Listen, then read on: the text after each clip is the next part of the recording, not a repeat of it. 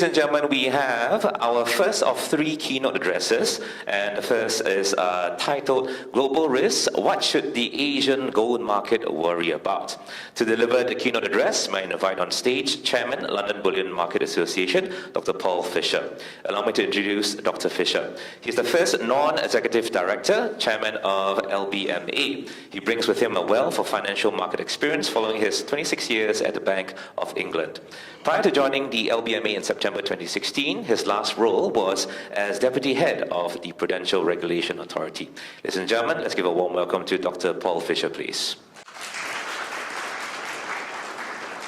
Well, good morning, everybody. It's very, very nice to be here, and thank you very much to the Singapore Bullion Market Association for inviting both myself and Ruth to speak on your agenda today.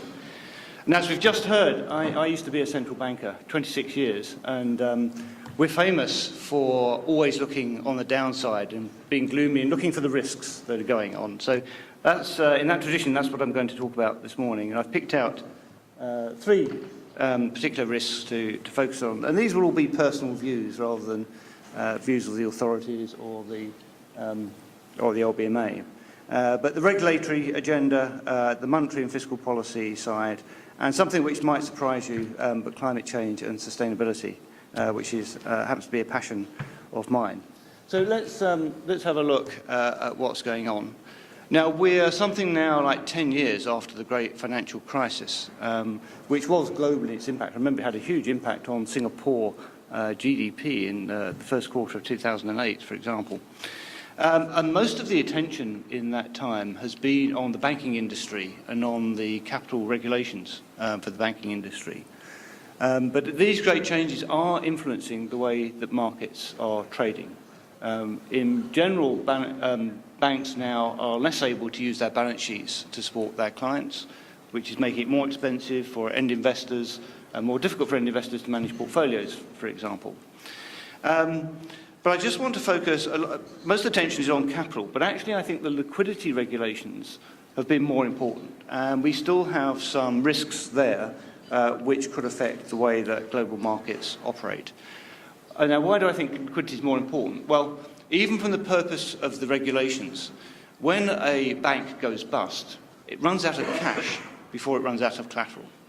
It's the liquidity side which is actually important in trying to prevent systemic crises, to make sure that banks have enough liquidity to meet a sudden run. But the way that capital works really just makes funding more expensive. So it certainly affects banks' profitability, but it doesn't really affect what sort of business they do. But having to hold, say, liquid assets directly competes with other assets on the balance sheet, so it's potentially more important. But we have two parts of the global Basel regime which are impacting markets: the liquidity coverage ratio, the LCR, and the net stable funding ratio. Now, I don't want to spend an hour talking about each of those, but basically, liquidity coverage ratio looks at your liabilities and how likely they are to run, and you have to hold liquid assets against the potential outflows from your balance sheet. The net stable funding ratio looks at it the other way around and says if you're holding illiquid assets, you have to have a certain amount of stable funding against them. And so these two things are meant to work together. And the bit that's worrying us is the net stable funding ratio, because under the Basel regime, gold has been treated as a commodity, which means if you hold gold on balance sheet, you have to hold 85% stable funding against it. And that has the potential to disrupt the way that banks offer services in the wholesale market. Both the hedges that they offer to producers could be affected because they require the banks to hold gold on balance sheet, and also the London-based clearing system, which again, the banks have to hold gold unallocated on balance sheet as part of that mechanism. Now, the net stable funding ratio has not been fully implemented, I think, other than in Australia, but it's still in Europe uncertain as to when it will be implemented, and even more uncertain in the US. And we're still working very hard with the European authorities to try to get these rules amended in favour of the market. But that one is one worth watching for, and it'd be interesting to get some feedback from different jurisdictions about how net stable funding ratio is being implemented or not. But this is a space to watch.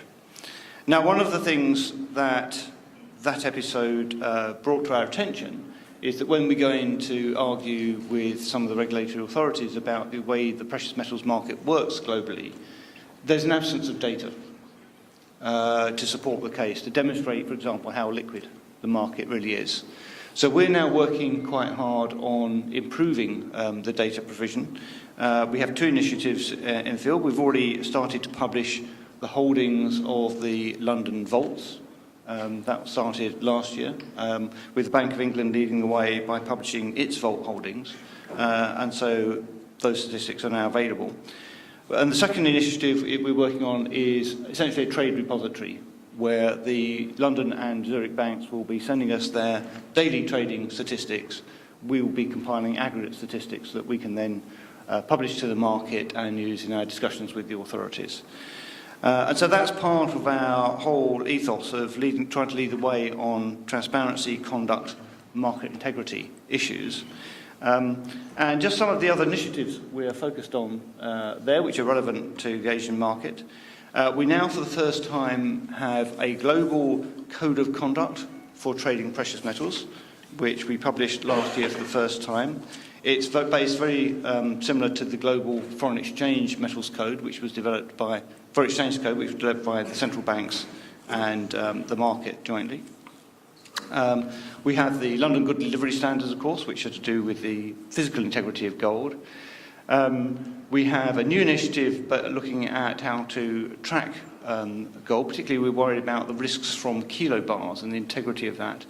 But I won't say anything more about that because Ruth has got a whole presentation just on that topic later on today, so it'd be worth listening into that one. And the responsible sourcing, which we have already done for gold and silver, and we'll be rolling out to other precious metals. And so these are just some of the things we're trying to address that, the conduct agenda. I should say the conduct agenda goes much wider than this. It's also, for example, covered the provision of what they call the fixes, the gold price fix and the silver fix in the London market, which are now regulated. We own the intellectual property of that, and we have to appoint the benchmark administrators, and we now have ICE benchmark administrators running both the gold and silver fix in London. And that seems to have settled down quite well. We had some problems with silver, and we had to change the silver benchmark. But that's another aspect of the market integrity and conduct agenda to watch out for. I should say at this point, why is this relevant to Asia? Well, there's still quite a lot of risks out there from things like kilo bars and other aspects. And if this blows up at some point, the whole market is brought into disrepute. And it is a global market. So we all stand to lose if we do not preserve the integrity of the global precious metals market. So the LBMA is working quite hard on that. I know the Singapore Bullion Market Association is as well, and our colleagues. And we need your support on these initiatives in order to make sure we make progress. So that's the regulatory agenda. Let's move on now to monetary and fiscal policy, which will, for some of you will be slightly more familiar ground, except for the fact that we're in a very unusual circumstance. We've had now around 10 years of ultra-low interest rates and expanded central bank balance sheets. And around the world, certainly the Western central banks are now starting to edge interest rates up and wondering what to do with their expanded balance sheets. And the most likely thing is that they will go very slowly. When you move from very low levels of interest rates upwards, you can get very non-linear effects because suddenly people's interest payments can double or triple quite quickly from what they were. And so the natural inclination from central banks, I think, will be to continue to go slowly. But the slightest hiccup in that process could cause market disruption and volatility. We often see that at turning points in the monetary cycle, and this time will be no different. But actually, I don't think that's the biggest risk at the moment. A much bigger risk at the moment is US fiscal policy, where they seem intent on injecting a huge fiscal stimulus at the end point of the cycle when unemployment is already low, when they already have big fiscal deficits and trade deficits. And we know what happens when they conduct that. You get a short-term, short-lived boom, followed by a sharp downturn at some point. And it, of course, won't escape people's attention that the boom is likely to come just before the presidential elections and the downturn just afterwards. We've seen that many times before. And normally, one of the mitigants to that might be a monetary policy tightening. Except this time round, because of the particular conditions we've got, the Fed may not be able to move monetary policy quickly.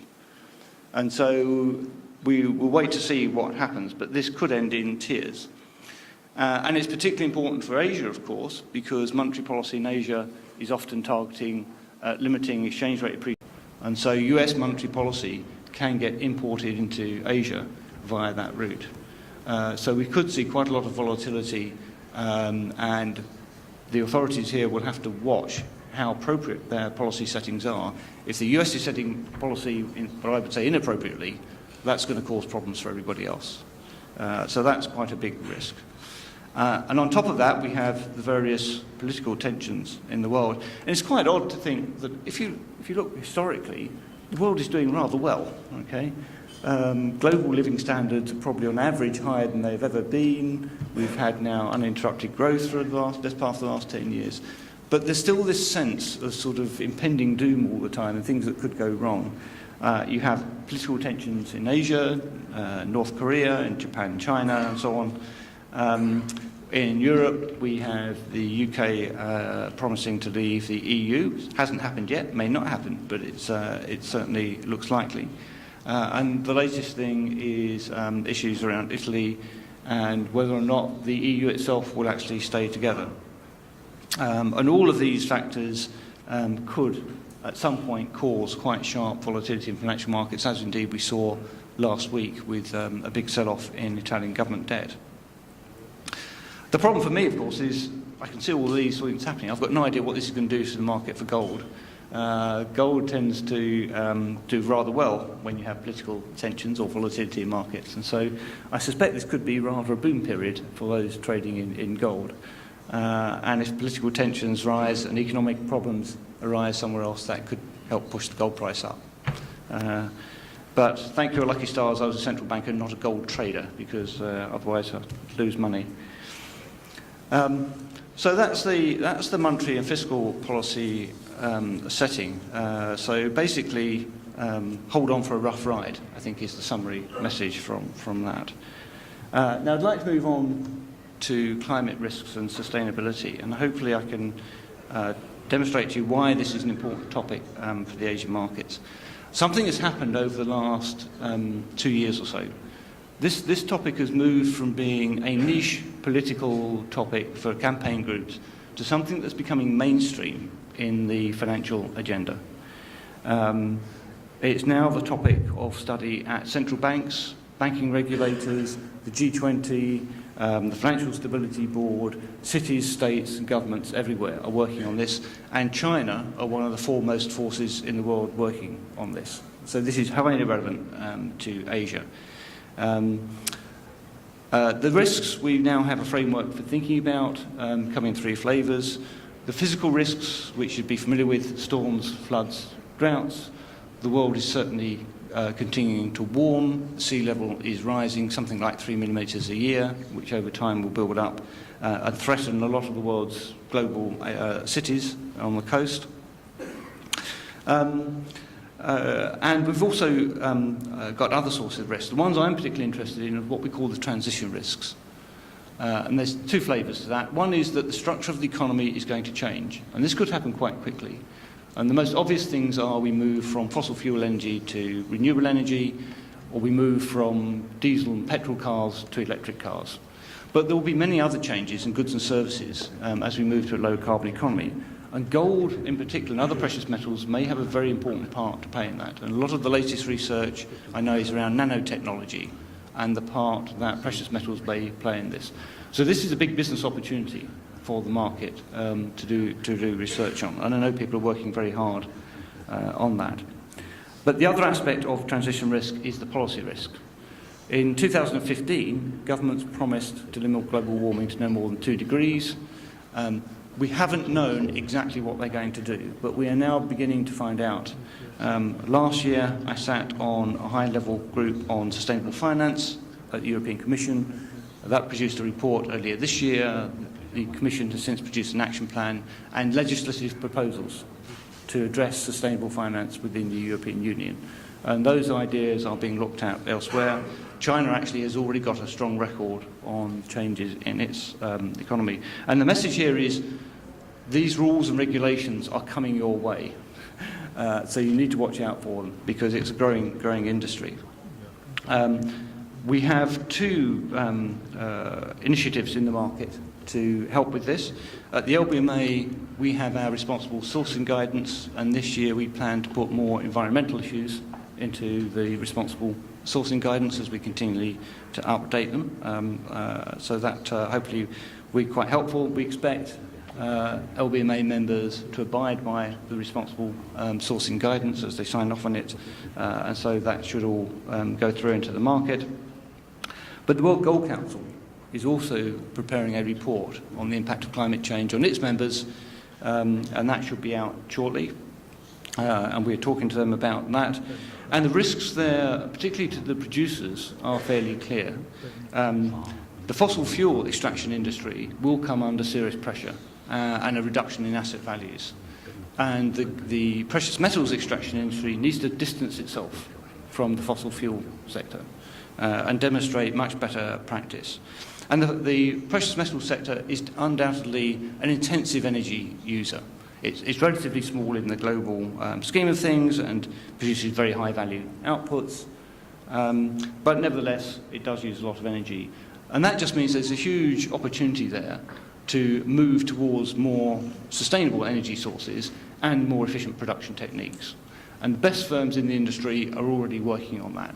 And that's part of what the World Gold Council report will cover. So there is, again, a big business opportunity here to reduce costs in precious metals extraction and to get on the right side of the environmental debate.